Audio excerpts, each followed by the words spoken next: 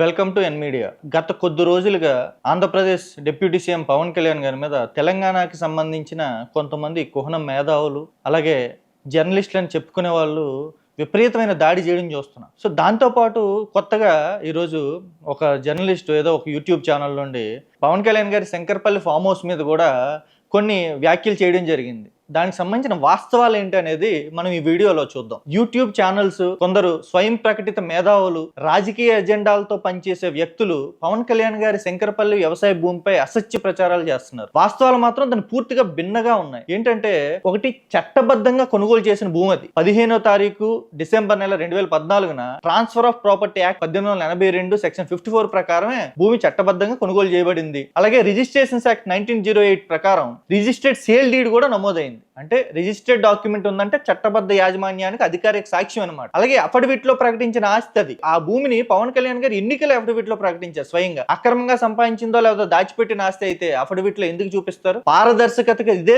నిదర్శనం. ఎఫ్టీఎల్ నిబంధనలు ఉన్నాయి. అంటే ఎఫ్టీఎల్ నిబంధనలు దేనికి వర్తిస్తాయి? నిబంధనలు నిర్మాణాలకు సంబంధించిందే అయి ఉండాలి. అవి భూమి యాజమాన్య హక్కులకి ఎటువంటి రద్దు చేయడం ఇవన్నీ ఏం ఉండదు. ఎఫ్టీఎల్ పరిధిలో ఉంది అంటే దానిలో ప్రజలకు తెలియలేనిది ఏంటంటే, ఆ సదరు జర్నలిస్ట్ చెప్పింది కూడా అది సికం పట్టా భూమి అని చెప్తున్నాడు. అసలు సికం పట్టా భూమి అంటే ఏంటి? అది ప్రభుత్వ భూమి కాదు.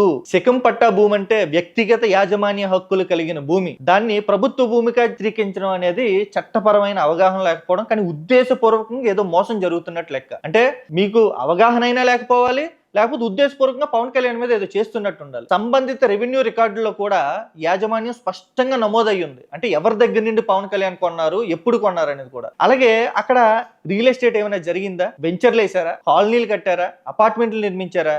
లేదు. ఆ భూమి ఇప్పటికీ వ్యవసాయ భూమిగానే ఉంది. వ్యవసాయ భూమి అంటే సికం పట్టా భూమి ప్రభుత్వానికి ఎటువంటి యాజమాన్య హక్కు లేదు, కానీ అందులో ఎటువంటి రియల్ ఎస్టేట్ చేయొద్దని చెప్పి ప్రభుత్వం ఒక రెగ్యులేషన్స్ పెడుతుంది. అది తప్ప ఏమీ చేయడానికి ప్రభుత్వానికి లేదు. అంటే ఖచ్చితంగా పవన్ కళ్యాణ్ నిబంధనలు పాటిస్తున్నట్టే కదా. వ్యవసాయం కోసమే పవన్ కళ్యాణ్ గారికి ఆ భూమి ఉన్నట్టే కదా. అలాగే పవన్ కళ్యాణ్ గారికి వ్యవసాయం మీద ఉన్న ఆసక్తి అందరికీ తెలిసింది. సేంద్రియ వ్యవసాయం, పండ్ల తోటలు నిర్వహిస్తున్న వీడియోలన్నీ మనం అప్పుడప్పుడు చూస్తూ ఉంటాం. అలాగే ఆయన వాటి మీద అవగాహన కోసం వీడియోలు కూడా చేసి కోవిడ్ టైంలో కూడా ఈ వ్యవసాయం ఎలా చేస్తున్నారు ఏంటి అనేది బయటికి పెట్టడం కూడా చూసాం. సో కొనుగోలు చేసినప్పటి నుండి ఆ భూమి వ్యవసాయ ప్రయోజనాలకే ఉపయోగిస్తున్నారు. సో రెవెన్యూ రికార్డులు కూడా చట్టబద్ధమైన మ్యూటేషన్లు, ఖాతా నెంబర్లు, సబ్ డివిజన్లు అన్ని తెలంగాణ రెవెన్యూ చట్టాల ప్రకారమే జరిగాయి. సో ఒక వ్యక్తికి ఒకే ఖాతా ఉండాలనే చట్టం ఎక్కడ లేదు కూడా. రికార్డుల్లో కనిపించే ప్రతి నమోదు అధికారిక ప్రక్రియ ద్వారా జరిగింది. నిజంగా అక్రమం జరిగితే కోర్టుకు వెళ్ళండి. యూట్యూబ్ స్టూడియోలో తీర్పులు ఇవ్వడం సులభం.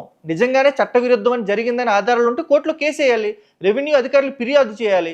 కానీ అవి ఏమీ చేయకుండా మీడియా ట్రయల్ నిర్వహించడం అనేది రాజకీయ ఉద్దేశాలు మాత్రమే బయటపెడుతుంది. అసలు మీ ఉద్దేశం ఏంటి? రాజకీయంగా ఎదుర్కోలేక, ప్రజల్లో పవన్ కళ్యాణ్కి పెరుగుతున్న ఆదరణ జీర్ణించుకోలేక ఆంధ్రప్రదేశ్ లో తిరస్కరణకు గురైన ఒక క్రిమినల్ రాజకీయ పార్టీకి మద్దతుగా తెలంగాణలో కొందరు పెయిడ్ యూట్యూబ్ ఛానల్స్, స్వయం ప్రకటిత మేధావులు, జర్నలిస్టులు, చిల్లర నాయకులు అందరూ కలిసి దుష్ప్రచారాలకు దిగడం సిగ్గుచేటిది. ఆరోపణలు చేస్తున్న వ్యక్తి విశ్వనీయత కూడా మనం చూడాలి కదా. పవన్ కళ్యాణ్ మీద ఆరోపణలు చేసి నీతులు చెప్తున్న మనిషి స్వయం ప్రకటిత జర్నలిస్ట్ అనమాట.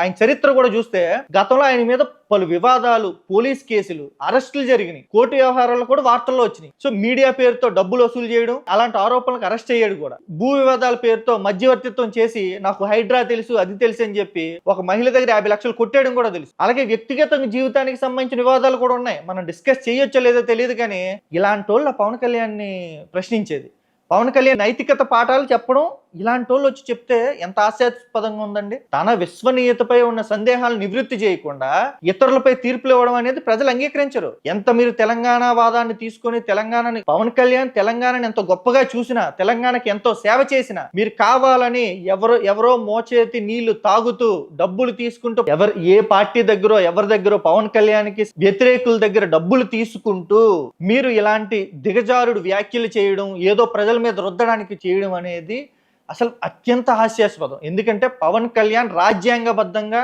భూములు కొన్నా, దానికి సంబంధించిన ఏ విధమైన ప్రోటోకాల్స్ ఉన్నా, లేకపోతే ఏ విధమైన ఒక ఎఫ్టీఎల్ నిబంధనలు ఉన్న అన్ని పాటించే మనిషి పవన్ కళ్యాణ్. ఆయన మీద బురద జల్లడం అంటే నీ మొహాన్ని పైకెత్తి ఉమ్మేసుకుంటే కింద నా మీద పడదు అనుకున్నట్టు ఉంటది, ఆకాశం మీద ఉమ్మేసినట్టు ఉంటది. తెలంగాణ జర్నలిజం ప్రతిష్ట దిగజారిపోతుంది కదా. ఇలాగ స్వయం ప్రకటిత జర్నలిస్టులు వచ్చి ఇష్టం వచ్చినట్టు మాట్లాడుతుంటే, ఒక అవగాహన లేకుండా మాట్లాడుతుంటే వాళ్ళ కింద బోల్డ్ కేసులు ఉన్నాయి. వాళ్ళు వచ్చి మాట్లాడుతుంటే, నిజాయితీగా తెలంగాణకి సాయం చేసే వాళ్ళ మీద మాట్లాడుతుంటే తెలంగాణ సమాజం ఎలా యాక్సెప్ట్ చేస్తుంది? మెయిన్ గా తెలంగాణ జర్నలిజం ప్రతిష్టను దిగజార్చొద్దు. తెలంగాణ నేల గొప్ప పాత్రికేయులను, మేధావులను, ప్రజా ఉద్యమ నాయకులను చూసి కొందరు వ్యక్తులు జర్నలిజం పేరుతో రాజకీయ ఎజెండాలు అమలు చేస్తే అది మొత్తం తెలంగాణ జర్నలిజానికి చెడ్డ పేరు తెస్తుంది. ప్రజలకు వాస్తవాలు చెప్పడం జర్నలిజం, రాజకీయ కథనాలను సృష్టించడం జర్నలిజం కాదు. పవన్ కళ్యాణ్ గారు శంకరపల్లి భూమి చట్టబద్ధంగా కొనుగోలు చేసిన వ్యవసాయ భూమి, రిజిస్టర్డ్ డాక్యుమెంట్లు ఉన్నాయి, అఫిడవిట్ లో ప్రకటించారు, రెవెన్యూ రికార్డులు ఉన్నాయి. అలాగే రియల్ ఎస్టేట్ అభివృద్ధి అక్కడ జరగలేదు. అది సికా ల్యాండ్ సంబంధించి రియల్ ఎస్టేట్ అభివృద్ధి జరగలేదు, వ్యవసాయ భూమిగానే వినియోగిస్తున్నారు. ఎటువంటి పరిస్థితుల్లో ఆధారాలు లేకుండా ప్రచారం చేయడం అనేది రాజకీయ దుష్ప్రచారం తప్ప మరొకటి కాదు. ఒక నాయకుడి మీద లేకపోతే ఎవరో మీకు నచ్చని మనిషి మీద అతను ఏ విధమైన అంటే అతను సనాతన ధర్మాన్ని ఎత్తుకోవచ్చు, లేకపోతే జనసేన మీకు నచ్చిన పార్టీకి వ్యతిరేకంగా అక్కడ పనిచేస్తూ ఉండొచ్చు. ఆ మాత్రం దానికి విషయం లేని దగ్గర పవన్ కళ్యాణ్ లాగి ఏదో ప్రజలకు చెప్పి ప్రజల మీద రుద్ది మీరు బతుకుదాం అనుకుంటే అది కొన్ని రోజులే. ప్రజలకు నిజం అర్థమైనప్పుడు ఇప్పుడు ఎలా అయితే పవన్ కళ్యాణ్ డిప్యూటీ సీఎం అయి కూర్చున్నారో మరొక రోజు ప్రజలు మిమ్మల్ని వీధుల్లో కొట్టే రోజు వస్తుంది. ఖచ్చితంగా ప్రజల్లో ఆగ్రహం వస్తుంది. అదే తెలంగాణ ప్రజలే తెలంగాణ జర్నలిస్టులు కొట్టే రోజు వస్తుంది.